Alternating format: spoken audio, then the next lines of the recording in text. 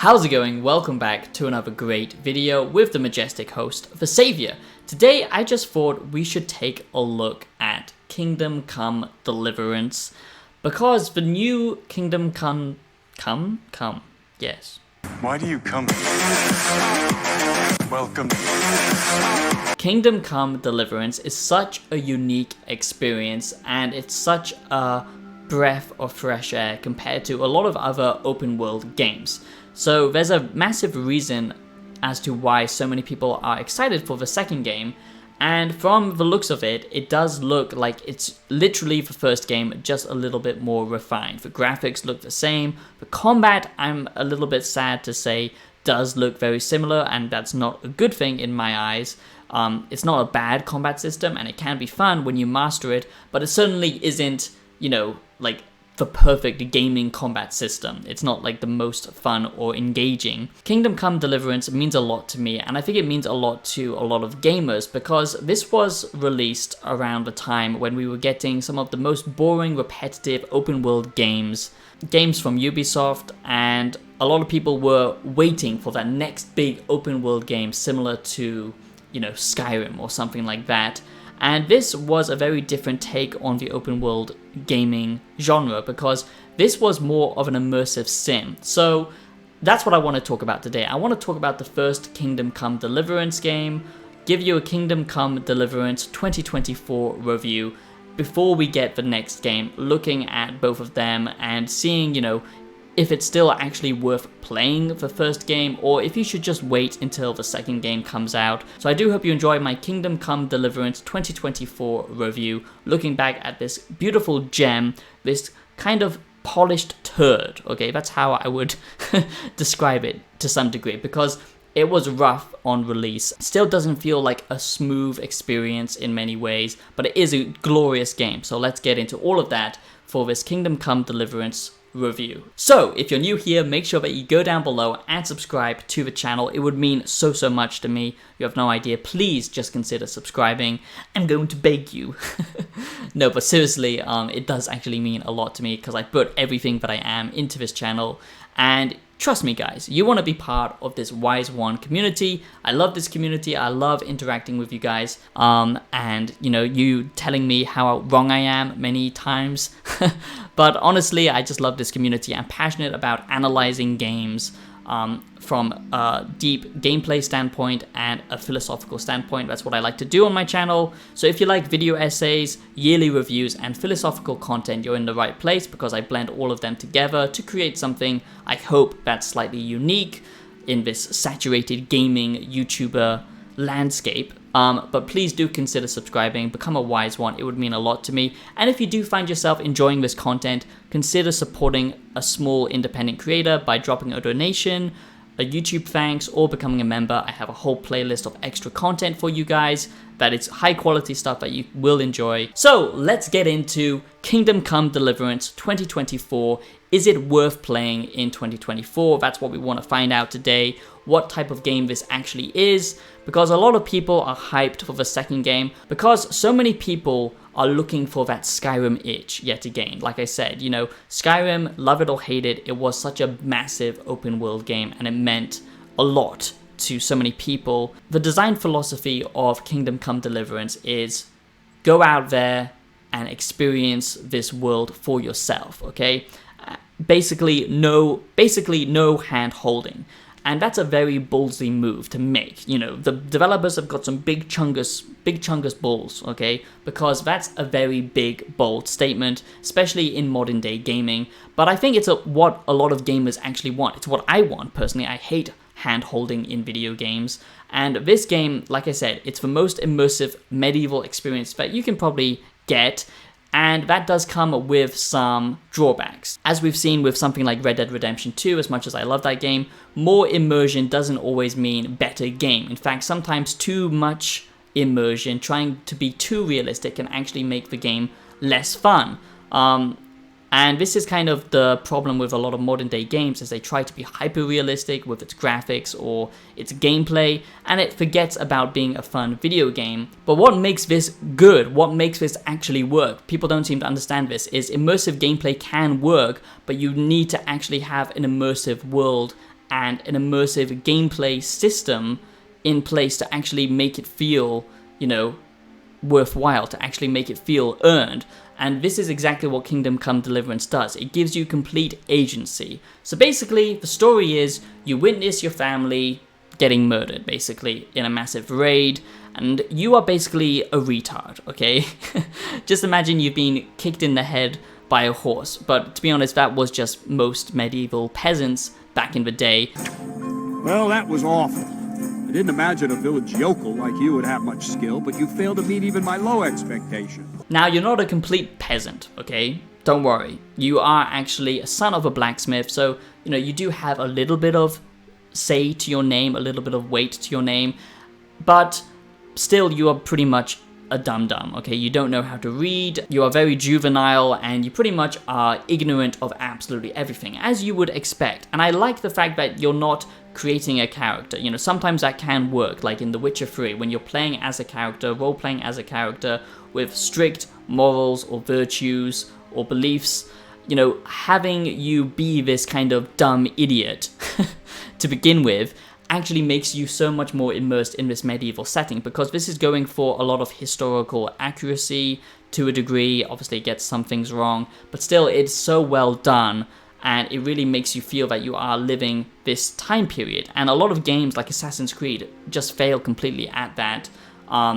And I know they're very different style of games, but my point is, open world games don't need to be super immersive all the time, but if you are going for an immersive design approach in your game, you need systems and gameplay and a story that actually backs that up. And that's exactly what Kingdom Come Deliverance does with its RPG roots and its emergent gameplay that just allows for freedom.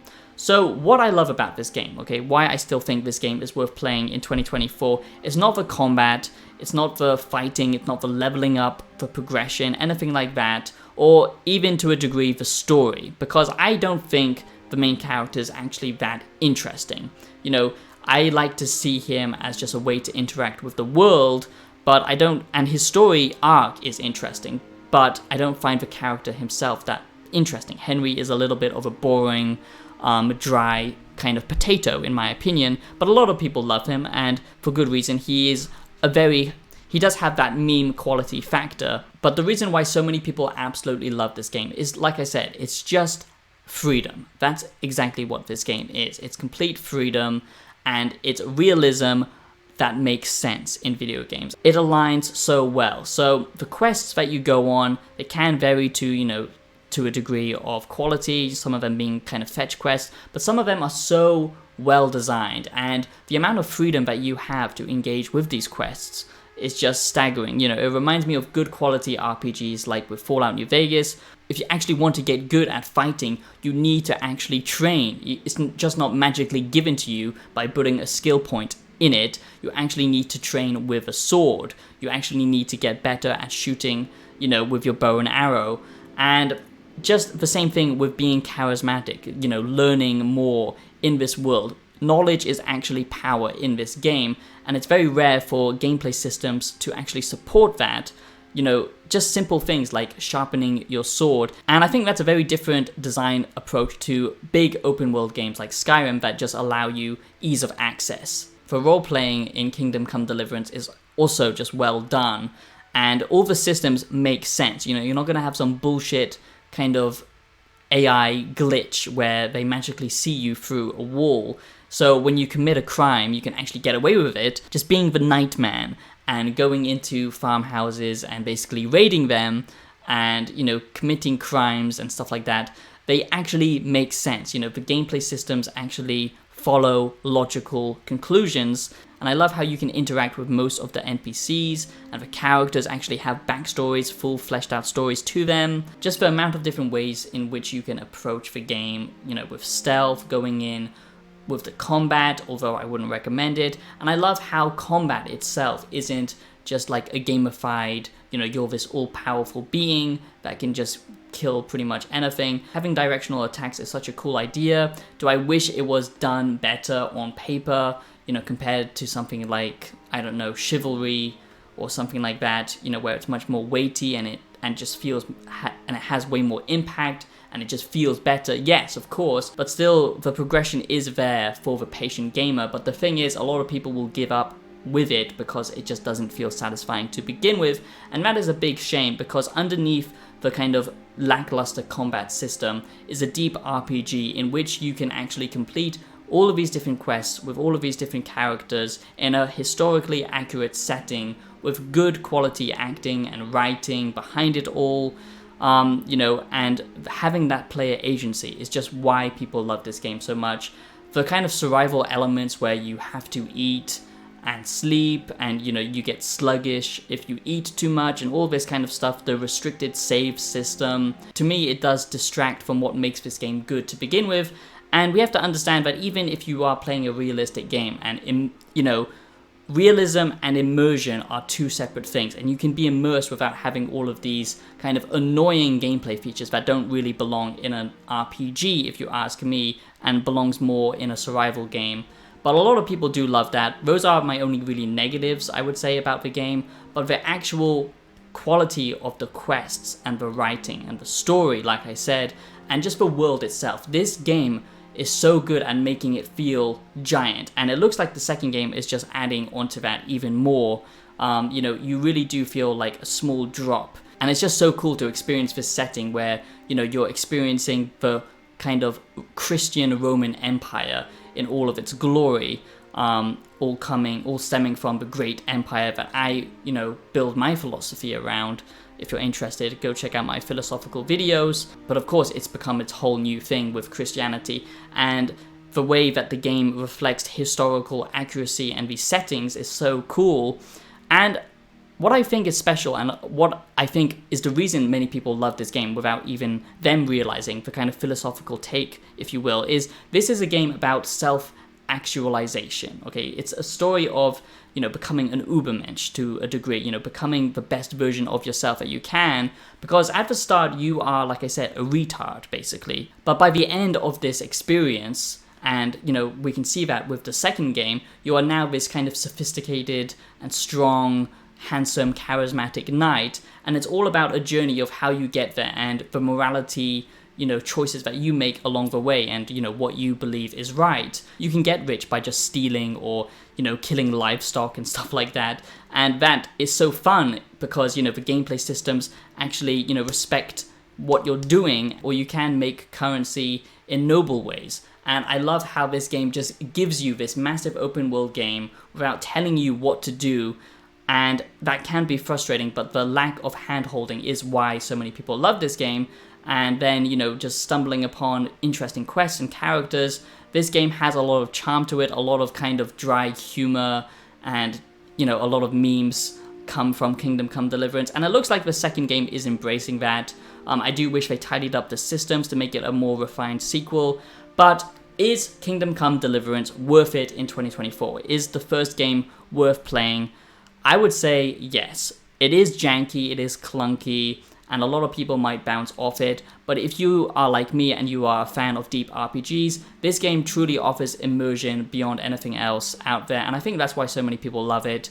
It does have some negatives to it, and it can kind of feel like a slog at some points, but when you find an interesting quest or the story gets going and you just get immersed in the world, that's when it can be great. But there are some gameplay elements that just makes it a frustrating experience, but also for people who can, kind of look past the not so fun side of things and look at, the kind of journey, the progression of your character. That's why this game is great. So I just thought I would give you a Kingdom Come Deliverance 2024 review, break down what's good about this game, what's not so great about it.